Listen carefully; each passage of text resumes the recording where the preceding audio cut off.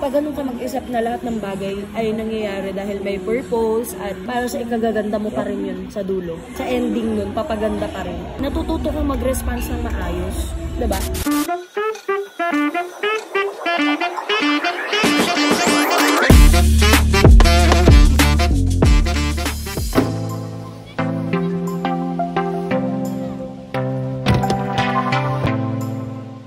Saan ka punta?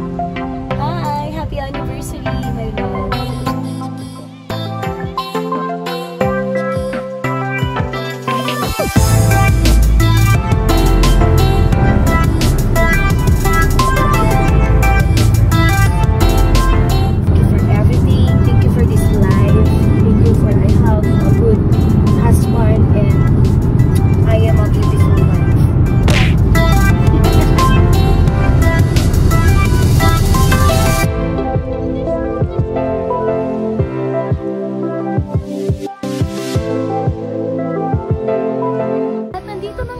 Sa Royal Palm Villas.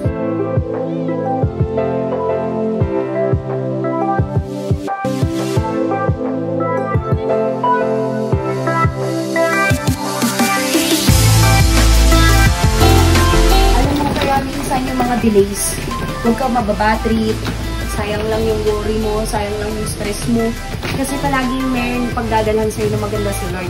Kapag ka lumalapit ka sa kanya, humingi ka sa kanya, hindi ka niya pagdadamutan. It's an upgrade. To be honest, it's an upgrade and that's what we call divine appointment. As in, look at this. I'll tour you muna sa buong villa. Para patunayan ko sa inyo, kami lang ang naka-check-in. Ang bunganga ko dito, ako lang maririnig. Wala, nakapatay yung mga ilaw ng ibang villa kasi wala nga nakabook. Ano pang inaantay nyo? Samahan nyo na kami.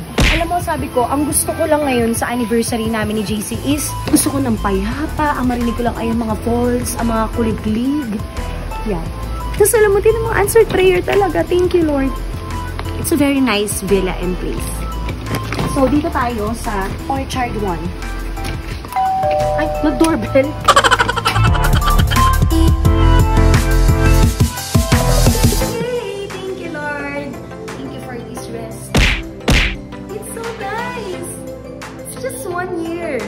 Grabe, no? Sobrang bago. Tapos 3 months lang yung restaurant. Grabe yung pabor sa atin ni Lord. Lord, sobrang grabing mahal mo kami. Ang sarap maging paborito.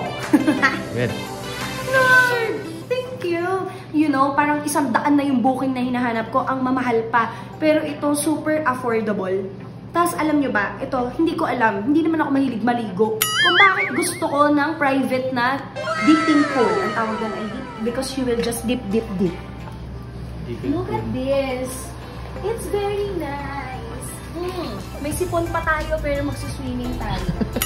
Ayun yung number 1 kong hinanap talaga. Kasi nakahanap ako ng mga villa na meron naman silang sariling pool. Sabi ko, bongga pala yun, no? Tapos wala talaga ako makita. As in, nag-decide na ako. Sabi ko kanina kay Lord morning, Lord, kung hindi ako makakahanap this morning, ibig sabihin, it's a no. We will work. Hindi kami magre-rest. Ibig sabihin, dire-diretso ang buhay natin. Tapos mayroon lang ako isang message. Last na to. Sabi ko, Lord, last na to. Pagbibigyan ko ang sarili ko. Last na. And then, ang smooth. Like, ma'am, wala pa pong nakabook sa lahat ng villa. Pumili ka. Okay, so pwede tayo mamili ng kahit anong villa? Yes, pwede kang pumili. Bayaran mo lang. So, it's nice. Wow. Ito yung isa sa pinaka, mura. Kasi, siya yung pinakamaliit. To be honest, ito yung pinakamaliit sa lahat ng villa. Girl. As in, talaga. Sobrang mura, sobrang ganda. Sinasabi ko sa inyo. And the amoy.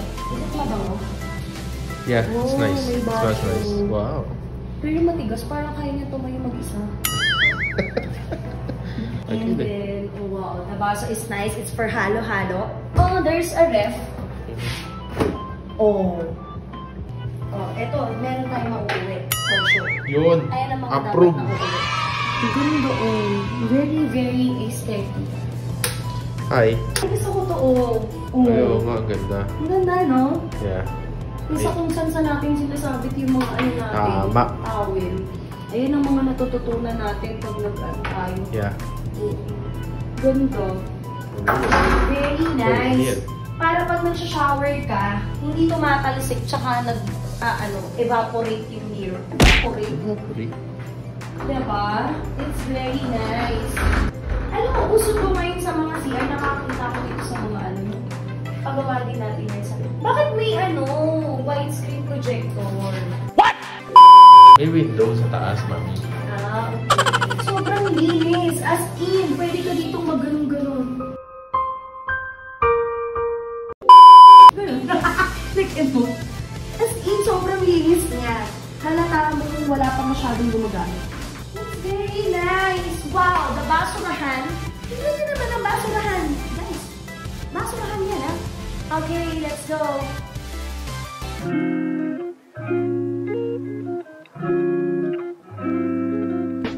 Alam ba, nahirapan ako mag-book.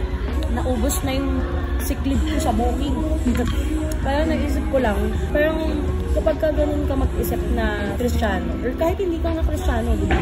Basta bilang tao, kapag ganun ka mag-isip na lahat ng bagay ay nangyayari dahil may purpose at para sa ikagaganda mo pa rin yun sa dulo. Sa ending nun, papaganda pa rin. Natututo kong mag-response ng maayos, diba? Kagaya nun, yung nagbagyo tayo, nasiraan tayo ng sasakyan, nang hindi pa tayo bumababa ng bagyo, sobrang naging grateful tayo. So yung way natin, imbis na mabatrip tayo, isipin natin yung gastos, parang yung way ba natin, di may gagawin pa siguro dito si Lord, may mangyayari pa. So parang, ang tendency, imbis na ma-stress ka, yun nga, wala ka na naman magagawa at the first place eh. Diba? Hindi mo na naman magagawa yung sasakyan in just a bit, diba? Ng isang oras. Wala na naman eh. Hindi yung yung hindi magagawa, pero ano na lang yung ipagagawa pa ni Lord. Kung bakit nangyari yun. So, parang ang nangyari sa atin nung umaga, thank you Lord, nasiraan kami. Diba? Parang sabi ng may-ari ng bahay, grabe kayo, naririnig ko kayo, nagpapasalamat kayo, nasiraan kayo. Sabi ko sa love ko, siguro iniisip niya, balik tayo, no? Pero kasi diba, the way we respond is, pag ganun ka mag-isip na, okay lang yan, lahat naman ng bagay, may dahilan. So parang kagaya yan, pwede namang na ako, mabatrip, sa totoo lang talaga, naapektuhan na ako, diba? Yung last time kasi not feeling well pa nga tayo. So parang, ano ba to, Lord? Pero nung naisip ko, hindi, meron yan, sure ako. Kaya hindi ako makabook sa lahat kasi ang papangit. Ganun yung utak ko eh, ang papangit. Sure ako dadalhin tayo sa maganda. So parang, ayan, nakarating na naman tayo dito sa maganda. And because you expect those things to happen, yun yung makikita mo. Ayun nga, yung pinag-uusapan natin, di ba daddy? Na kung ano yung hinahanap mo, yun yung makikita mo. So when you find beauty sa isang bagay, yun yung makikita mo. So parang pagdating mo, maganda, nagagandahan ka dyan. Lahat yung ma-appreciate mo kasi yun yung hinahanap mo eh. So yun yung makikita mo. Anong hinahanap mo? Kahit saan eh, kunyari, naghanap ka ngayon ng awayin mo yan si kuya. Diba? Makikita mo talaga. Ganun lang. So parang, kung ano yung hanap mo? Tignan mo, hinahanap mo ako, ang ganda ko. Pero, ang ganda ng point mo, mami. Ano ba?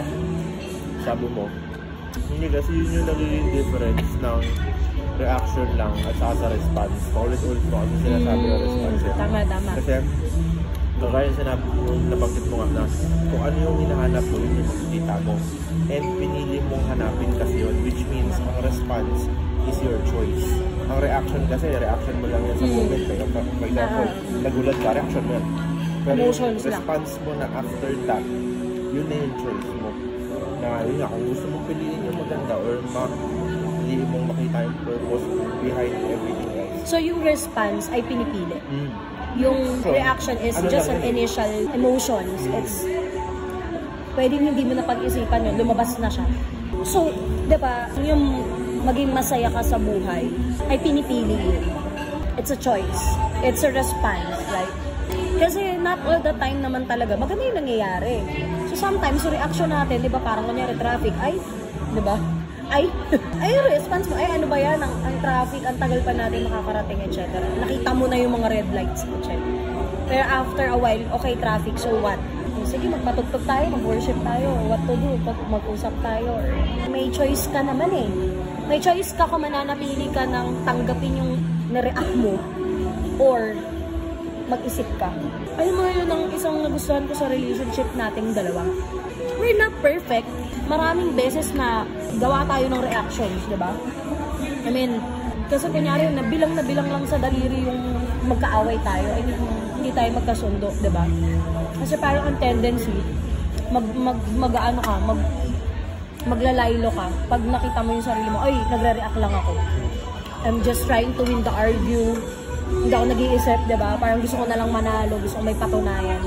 Parang wala tayong ganun. So ngayon, ikaw, parang pag mainit ka, pag nagka-clash na tayo, lumalakas na yung sounds, kailangan ko labanan ko. And this is my response.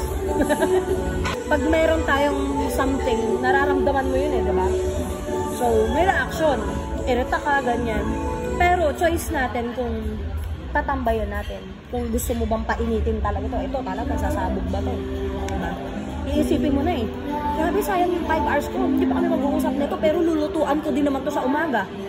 Diba? Lugi Yan, diba? Hindi kami magkikibuan. Magdadrama-dramahan kami ng ilang araw dito. Sayang. So, my response was, sige, tahimik muna ako.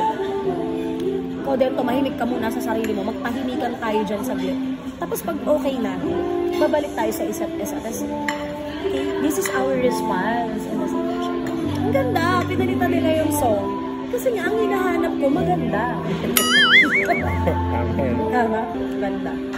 I will never fall in love again until I found her. Kung meron kayong mga maipapayo sa mga papasok pa lang sa marriage. Yung talagang kumausap tayo ng mga couples na nagpapayo tayo. Diba? Actually, hindi lang couples, godly couples.